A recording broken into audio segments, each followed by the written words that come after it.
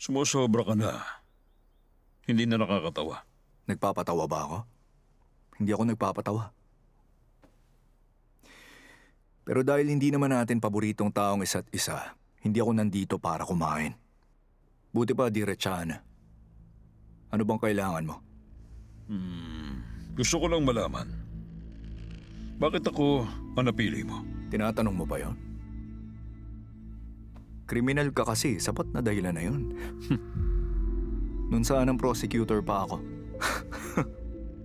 Kaso sumablay, kaya malaya ka pa. Palagay mo ngayon kaya mo na? O bakit naman hindi? Pareho tayo, ha? Ayaw mong marinig na pareho tayo. Ganyan din ako noon, nung prosecutor pa ako. At yan din ang dahilan ko kung ba't ako nag-resign. Mabuti naman. Ang buong akala ko, kailangan kong maging katulad mo bago kita mapabagsak. Hindi mo magagawa yon. Bakit? Dahil mahina ka. Magpalakas ka. Mga ilang taon hanggang sa second term. Dapat kontrolin mo ang mga politiko para mapabagsak mo ako. Ang tatalo sa akin, ako ang magtuturo. Mahalaga sa akin ang mga abilidad. Magagamit mo yan para sa ikabubuti ng bayan. At pagkatapos, talunin mo ako. Wala akong pakialam. Pero dapat bayan ang dahilan mo.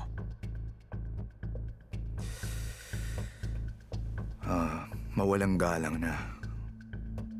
Matinding kahibangan na yan. Di pagpasok sa politikang punterya ko. Ikaw pa nga ton dapat may alam niyan eh. Ginagawa ko to para pabagsakin ka. Malinaw na?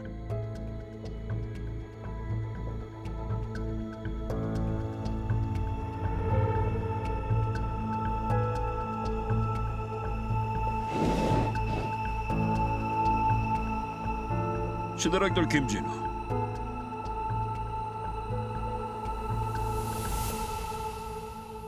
Kumusta siya nung nagkita kayo?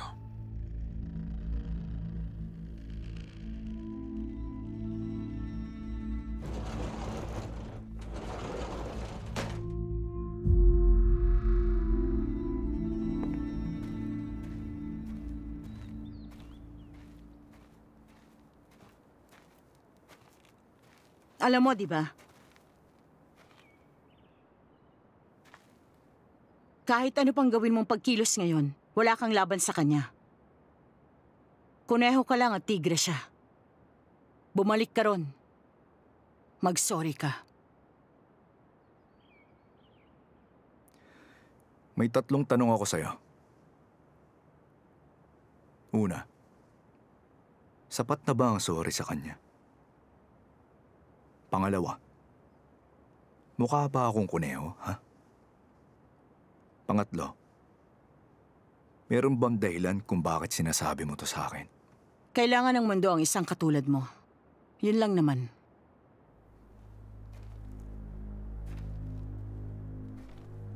Sige, ako naman ang may sasabihin sa'yo. Nag-iipon ka ng ebidensya labang kay Cho Tesog. Huwag mong ituloy. Buhay mong katapat ng planong yan. Ako na ang nag-aalala. Ayoko na sanang may madamay pa dito, masaktan o mamatay. Maghintay ka lang. Ako magpapabagsak sa kanya. Yun ang pangako ko sa'yo. Kahit hindi mo maalala.